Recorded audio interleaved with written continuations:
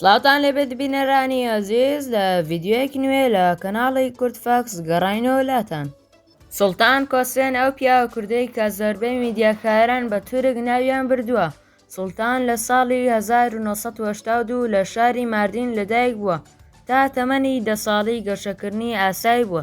پاش تەمەنی 10 ساڵی بە شێوەیەکی نەئاسایی هۆرمۆنی ڕووی لە زیادبوون کردووە. سوڵتان بەهۆی بەرزی باڵایەوە نەیتوانی خوێندن تەواو بکات، بۆیە دەستی کرد بە کاری کشت و کاڵی. لە ساڵی 2009 ناوی چۆتە کتێبی گینسەوە کە بە درێژترین پیاو دادەنرێت کە لە ژیاندا ماوە. سوڵتان لە ساڵی 2013 سەرگیری لەگەڵ کچێکی سووری کردووە بە ناوی مەرڤە دیبۆ.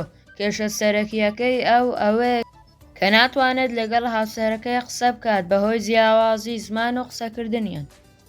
جگە لەوەش سوڵتان بەهۆی گەورەی دەست و پێیەوە ناوی چۆتە کتێبی گینسەوە. گەیشتین بە کۆتایی ڤیددیۆکە. تکایە لایکی ڤیددیۆکەتان بیر نەچێت و سەبسکرایبی کەناڵەکەمان بکەن ئەگەر نوێن.